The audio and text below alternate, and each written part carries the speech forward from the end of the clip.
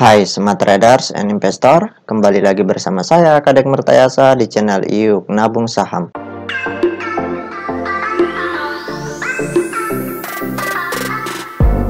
Nah, di episode kali ini kita akan membahas salah satu perusahaan yang direquest oleh Acep Bong.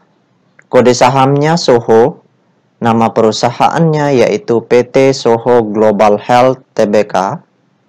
Nah, untuk mempersingkat waktu, kita langsung saja buka datanya di aplikasi iPod ya.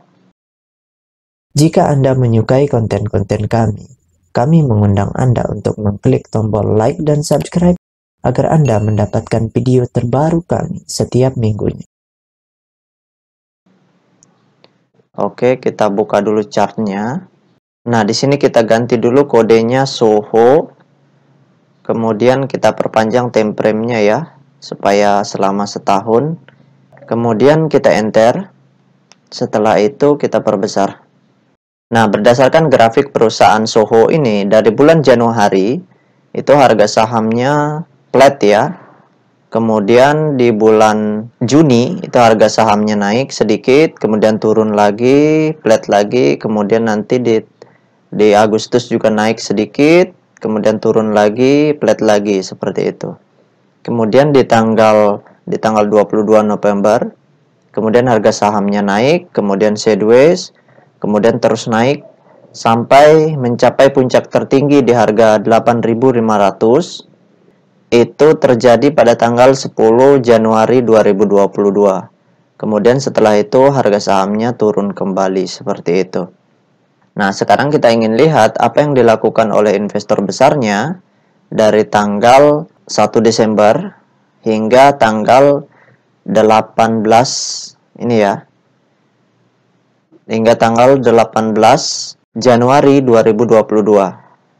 Oke, kita langsung saja buka data broker summary-nya. Oke, kita klik kolom Broksum ya. Nah, kemudian di sini kita ganti kodenya SOHO.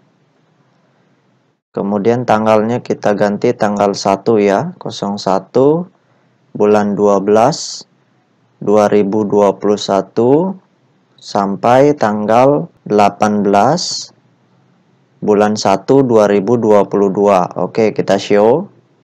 Nah, berdasarkan data transaksi atau broker summary dari perusahaan PT SOHO Global Health Tbk ini, kalau kita hitung total lot yang dibeli dengan total lot yang dijual secara keseluruhan dengan menggunakan tools tambahan, yaitu Detektor, maka dapat ditarik kesimpulan bahwasannya dari tanggal 1 Desember 2021 sampai tanggal 18 Januari 2022 itu investor besarnya melakukan aksi normal accumulation. Jadi di sini kalau kita hitung ya secara keseluruhan di periode ini, di periode sideways ini kemudian naik, nah kemudian turun lagi, itu investor besarnya melakukan normal akumulasi. Seperti itu. Jadi selama investor besarnya masih akumulasi, masih cocok lah untuk kita perhatikan seperti itu. Nah, ini sudah berada di level supportnya ya. Silahkan masuk setengah ya. Kalau saya strateginya masuk dulu 25% lah. Jangan 50% dari dana yang kita anggarkan untuk membeli perusahaan ini. Seperti itu. Kemudian nanti kalau terus turun ya, karena di sini investor besarnya normal akumulasi, jadi akumulasinya kecil. Kita lihat kalau misalkan akumulasinya berubah menjadi masif akumulasi, artinya akumulasinya menjadi sangat besar sekali, maka kita masuk di sini sekitar 50-75% dari modal atau dana yang kita anggarkan untuk membeli perusahaan ini, seperti itu. Supaya ketika harganya naik, kita cuan seperti itu. Namun ketika harganya turun kembali ke level supportnya, ya biasanya investor besar juga begitu. Kadang-kadang mereka akumulasi, setelah akumulasi mereka malah distribusi. Itu strategi mereka mengusir retail ya, mengusir investor retail yang lain, yang kecil-kecil. Seperti itu. Mereka sengaja menjual gitu supaya investor retail yang kecil-kecil itu panik seperti itu. Nah, kalau itu terjadi ketika harganya mencapai level support kuatnya, barulah kita masuk lagi seperti itu. Nah, permintaan dari Acep Bong ini ya, meminta saya untuk menganalisa secara fundamental. Nah, kalau saya baca laporan keuangan dari perusahaan ini, itu untungnya kecil banget ya. Nggak terlalu besar lah untungnya, nggak sama seperti keuntungan perusahaan-perusahaan lain yang blue chip lain seperti BRI gitu. Nah, ini pun perusahaannya market cap-nya tidak terlalu besar seperti itu. Masih kategori perusahaan lapis 3 seperti itu. Jadi kalau misalkan kita berpatokan laporan keuangan dalam suatu perusahaan, itu boleh-boleh saja. Ya, tidak ada yang salah. Tetapi laporan keuangan tidak menjamin harga saham sebuah perusahaan akan naik. Kenapa? Nah, seperti itu. Nanti saya akan jelaskan kenapa. Nah, sekarang saya akan lihat dulu data peta kepemilikannya. Nah, berdasarkan analisa yang saya lakukan dengan mengumpulkan data-data dari SRO Bursa Efek Indonesia dan data-data dari sekuritas, maka dapat ditarik kesimpulan bahwasanya perusahaan PT Soho Global Health ini 100% sahamnya sudah dalam bentuk scriptless, artinya dalam bentuk digital, sudah dicetak dalam bentuk digital seperti itu. Kemudian dari 100% itu, investor besarnya memiliki porsi kepemilikan yang sangat besar, yaitu 99,4%. Ini hasil riset yang saya lakukan, dan saya kaget banget dengan perusahaan Soho ini. Ternyata kepemilikan investor besarnya itu mendominasi sekali. Seperti itu. Jadi 99% barangnya ada di mereka semua. Jadi kalau mereka mau kerek harga, mau dari 4.000, dari 8, ini harga penutupannya 6.000 ya. Kalau mereka mau kerek harga dari 6.000 ke 30.000 itu mudah sekali, bahkan ke 100.000 pun mudah. Kenapa seperti itu? Karena barangnya ada di mereka semua. Seperti itu. Jadi mereka dengan mudah memborong barang-barang yang dijual retail seperti itu. Karena mereka yang menguasai supply, mereka tidak takut ketika dihajar oleh retail. Palingan retail menghajarnya mungkin 1 lot, 10 lot, 100 lot seperti itu. Jadi nggak ngefek bagi mereka. Kenapa? Karena barangnya di mereka semua. Nah, kemudian kepemilikan investor retail di perusahaan ini sebesar 0,1%. Jadi ini kepemilikan yang kecil sekali dan potensi dari saham perusahaan Soho ini sangat besar sekali naiknya nanti. Ya.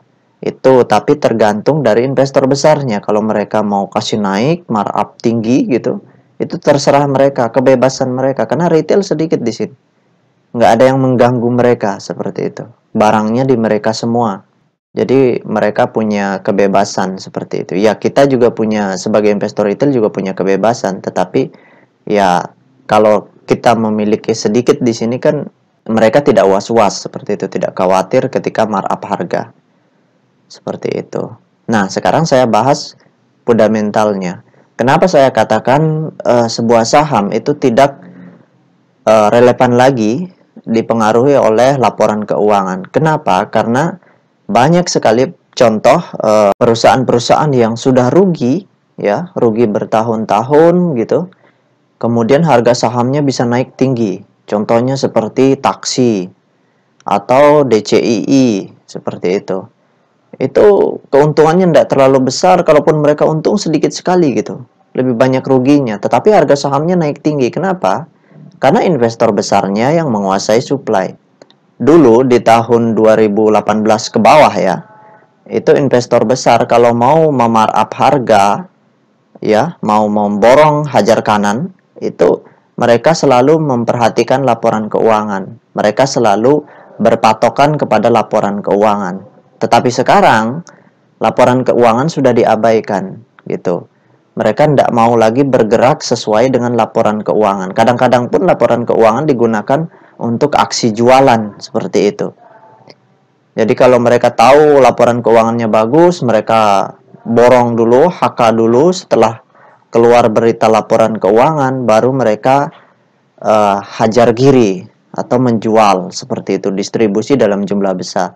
Setelah itu harganya turun, retailnya nyangkut seperti itu. Jadi nggak terlalu relevan lagi kalau kita berpatokan ke laporan keuangan. Seperti itu. Karena kita cukup, kalau saya pribadi, itu saya berpatokan kepada scriptless ratio. Artinya kalau barangnya banyak dikuasai oleh investor besarnya, maka harga saham perusahaan itu bisa naik gila-gilaan seperti itu. Bahkan sampai 20 kali lipat, 2000% seperti itu. Itu bisa saja terjadi dan mudah sekali bagi mereka ketika mereka yang menguasai supply-nya. Seperti itu. Nah, mungkin itu saja yang dapat saya sharingkan untuk Acep Bong ya. Sekali lagi kesimpulannya, kita boleh memperhatikan laporan keuangan dengan catatan kita tidak bisa berpatokan sepenuhnya kepada laporan keuangan seperti itu. Kita lebih cocok untuk stock market 2.0 ini, kita lebih cocok memperhatikan scriptless rasionya. Kenapa? Karena kita bisa lihat kalau investor besarnya jualan atau mengurangi porsi kepemilikan mereka, berarti mereka sedang atau memahami sesuatu yang lain seperti itu. Mungkin strategi mereka bisa jadi mereka sudah tidak percaya sama perusahaan ini seperti itu, sama manajemennya seperti itu, atau melihat potensi yang sudah suram di perusahaan ini sehingga mereka jualan seperti itu. Dan itu kalau kita tidak tahu, itu berbahaya seperti itu. Jadi cukup kita memperhatikan scriptless rasionya saja. Kalau misalkan investor besarnya menambah porsi kepemilikan, maka mereka punya kepentingan untuk memarap harga. Karena psikologi manusia itu selalu ketika membeli sesuatu pasti ingin mendapatkan keuntungan dari apa yang mereka beli, seperti itu. Nah, mungkin itu saja yang dapat saya sharingkan untuk Acep Bong. Nah, bagi teman-teman investor, jika ada yang ingin ditanyakan atau ada yang ingin di-request, silahkan komen di kolom komentar. Nanti saya akan buatkan videonya secara khusus. Baik teman-teman investor, see you next time. Salam cuan selalu.